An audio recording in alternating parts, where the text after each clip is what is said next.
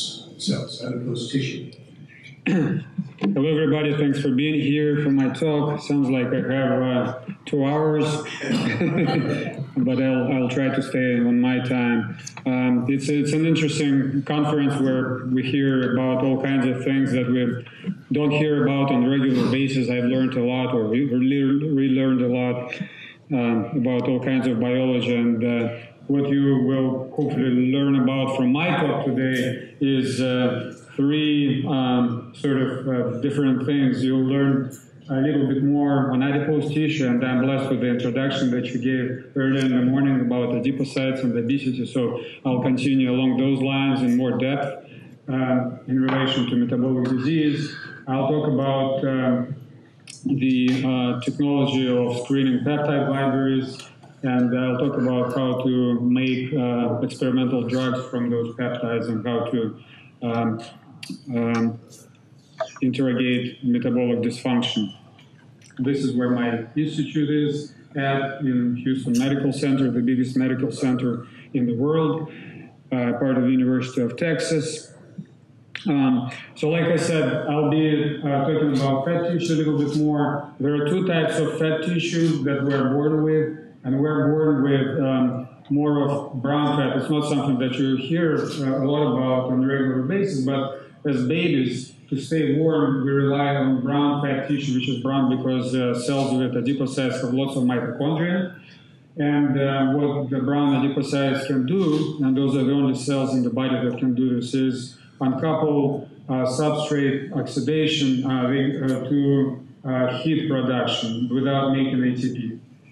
As we grow older and we keep on eating and move less, this brown tissue disappears and white fat tissue replaces it and overgrows, and individuals are obese. So we develop white fat where adipocytes are much larger, they barely have any mitochondria, and they deposit lipids. And so the functions of the tissues, even though both are adipose tissues, they're opposite. This tissue burns energy off, this tissue stores energy. Very interesting. Turns out that the tissues can convert back and forth in mice. If you take an obese mouse that mainly has white fat, by putting this animal into a cold room, we can convert this white fat back into brown fat. And it turns out that people also can do this to an extent. They develop so-called beige adipose tissue, where you have white fat tissue with infiltrates of brown-like adipocytes. And what's unique about brown adipocytes is that they express this protein UCP1, uncoupling protein 1, which only brown adipocytes have. And only a few years ago, it turned out from our research and others that humans have brown-like fat just like mice do. Okay, so this is the map of the United States, where you can see that some states, including Texas, don't have as many people living healthy after the age of 65 as in other states. So lots of sick people getting sick earlier in life. And it's type 2 diabetes to a large extent. So lots of people with type 2 diabetes in certain states. If you look at the map of obesity, the frequency of obesity that's been growing is also higher in those states, including Texas. So that's telling you that overgrowth of white fat tissue has a lot to do with metabolic disease. And I'm not going to dwell on it too much because the morning's talk we understand what the problem is, but I'll talk more about the cells with adipose tissue and what they do. This is what my lab really studied. So white fat tissue is kind of complex. It's not just blubber. It's white adipocytes with large lipid droplets inside of them, but it's highly vascularized. There are endothelial cells lining blood vessels, labeled in red here. There are leukocytes infiltrating that you can see on sort of pink. And then there are those perivascular stromal cells that you can see there in green that are the progenitors of adipocytes. They're called adipose stromal cells or adipose stem cells, and they do several different things in adipose tissue. They differentiate into adipocytes during development, and they also support vascular integrity. They keep endothelial cells happy. They secrete lots of trophic factors, immunomodulatory factors. So really interesting cells. And how all of those cells talk to each other and what they do is something that we're still learning, but the interest of my lab is to understand how those cells talk to each other in fat tissue and how fat tissue talks to other tissues such as tumors. And I'm not presenting this work today, but what I'll focus instead on is the technology of how we can interrogate functions of those cells. And you might want to consider applying this technology or elements of this mindset to what you do. So imagine that you know what kind of cell surface marker your cell of interest expresses, whatever that cell is. Maybe it's a cancer cell, maybe it's a brain cell. And if you know what the receptor was, you can come up with a ligand that binds to this receptor, and you can deliver an imaging modality to the cell, or a gene therapy vector, or a cytotoxic moiety that will kill the cells. And what we've done in our research is screening small peptide libraries for peptides which bind to differentially expressed cell surface receptors and use them for those applications. And I'll give you today 3 examples of how we can use peptides to interrogate different cells of adipose tissue. Just a bit more detail on how we get those peptides. We screen libraries of peptides which are displayed on bacteriophage and protein, and the nucleic acid coding for proteins of this bacterial virus has this gene P3, which codes the code protein P3, on tip of which you have a peptide encoding, you have a peptide, essentially loop sitting on the tip of this code protein. And the peptides that we have in our libraries are 7 to 8 randomly permutated amino acids in between 2 cysteines, so they're peptide loops. And 7 to 8 amino acids in between those cysteines is sufficient for pretty strong and pretty specific binding of a peptide to a receptor. And actually 3 is enough sometimes. So the famous example is the amino acid sequence RGD, which binds to integrins on the receptors on the cell surface. So once you screen the library, you can throw a library of such viruses at on a protein, on a cell, or you can inject such a library into an animal or into a human being, which we've done as well. And then you can recover those peptides, determine what the sequences of the peptides are that bind to your target of interest. And then you can use those peptides to either pull out the receptor that the peptide binds to. You can figure out what natural ligand this peptide mimics by binding to the receptor. And then you can use this peptide for your targeted applications, deliver imaging modalities or drugs. And we've done all of that. So over the years, we've published a number of papers where we discovered ligand receptor systems through peptides that bind to various types of cells. And if you inject a library of peptides into a mouse, a lot of times they'll bind to endothelial cells, vascular endothelial cells, perivascular cells. If there is a tumor in the mouse, there will be peptides binding to tumor cells, and these are the receptors that we pulled out with those peptides. Now, focusing on adipose tissue, we are interested in understanding what those different types of cells do in fat. You can break up fat tissue with enzymes, and you can subject it to centrifugation. Adipocytes will float. The other cells, including leukocytes, stromal cells, and endothelial cells, will fall out to the bottom. Then you can subject them to flow cytometry, and through the use of markers, you can isolate endothelial cells and leukocytes from stromal cells. And before you did this, you can infuse a mouse with a peptide library, and then you can do FACS, and you can pull out peptides which bind to endothelial cells, stromal cells, and you can get peptides coming to those different cell types. The first peptide that I'll tell you about is the peptide which binds to endothelial cells of fat tissue. This is a screen that we did over 10 years ago, and this is the sequence of the peptide that we pulled out.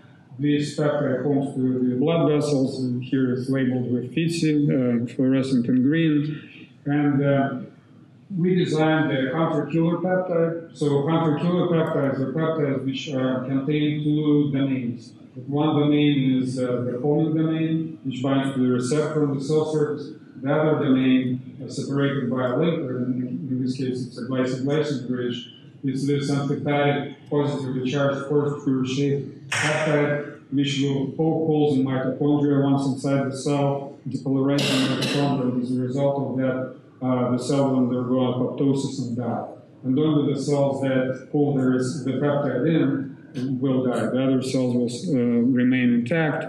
And by injecting mice that were obese due to high-fat diet feeding with such a peptide, we induced apoptosis in the vasculature, and we reverted mice to being lean again within a month of subcutaneous injections.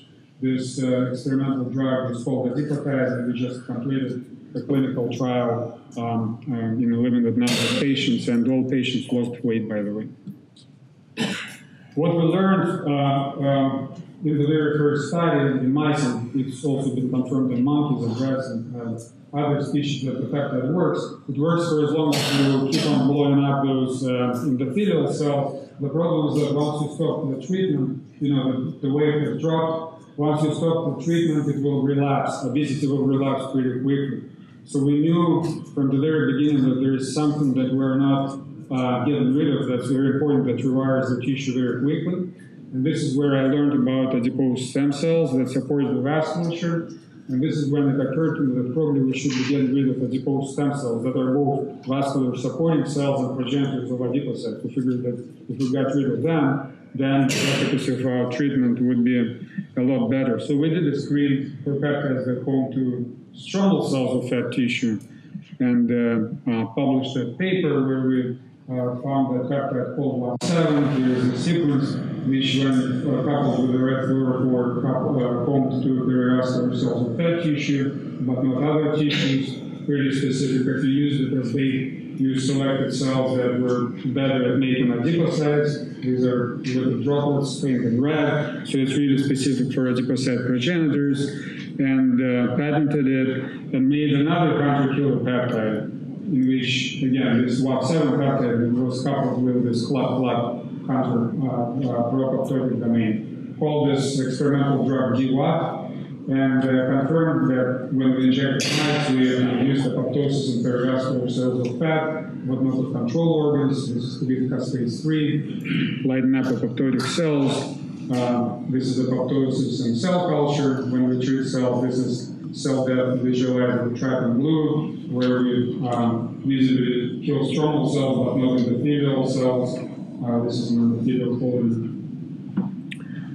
And when we treated mice with this peptide, the mice couldn't get fat anymore. So we got rid of progenitors, and there were new adipocytes couldn't be made, so mice never got fat as we treated as we fed them with peptide.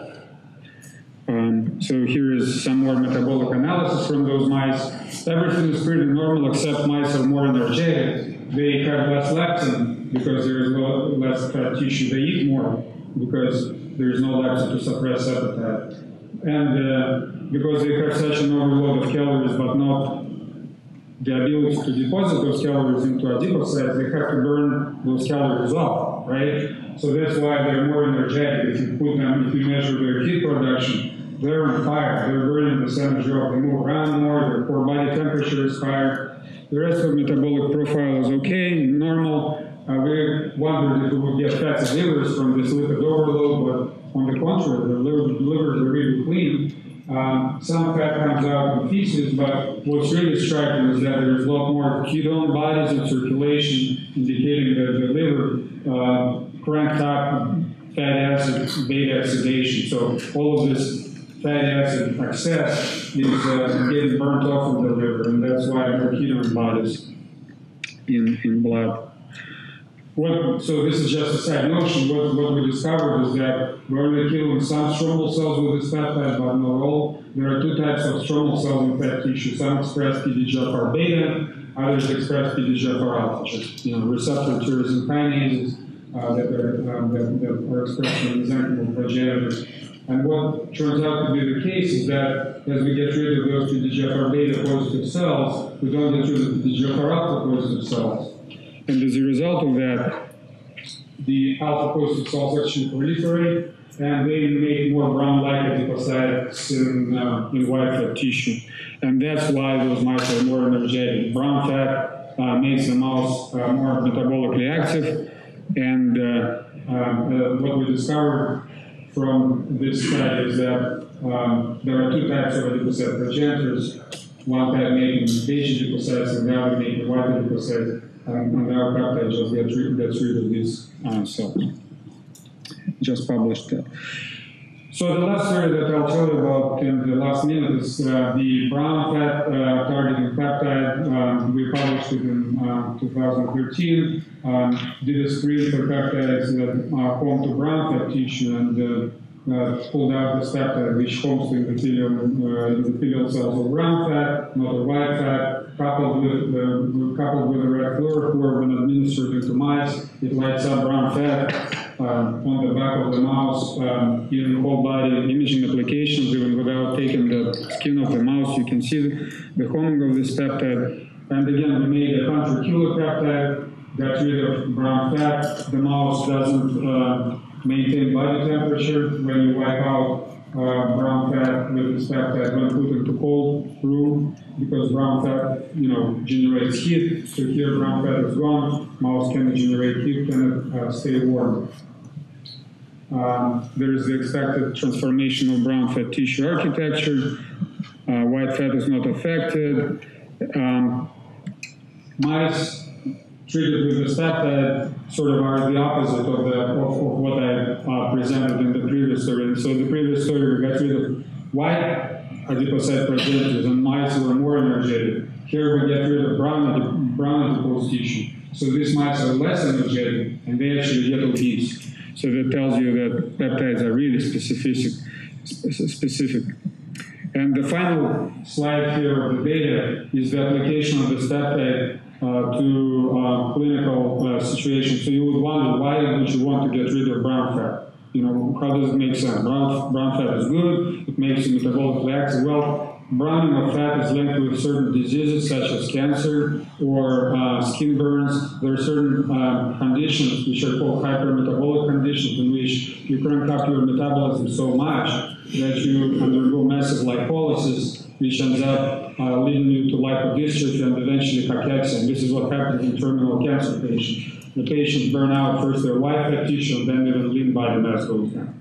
So we want to prevent this from happening, and it's been found that brown fat tissue has something to do with it, or activation of brown fat tissue can make this happen. So what we did, we put tumors into mice, which cause browning of white fat tissue, and by treating with this peptide, we prevented this process. So getting rid of brown fat tissue doesn't treating with this peptide doesn't let brown adipose tissue develop, white fat, and we suppress lipolysis as well. So this is all of the data that I have to give you. I'm giving another talk tomorrow on fatty acid transport, but for now I'll just stop here, and I'll acknowledge the previous lab members who have done some of the work, the current lab members, and funding sources. Thank you very much.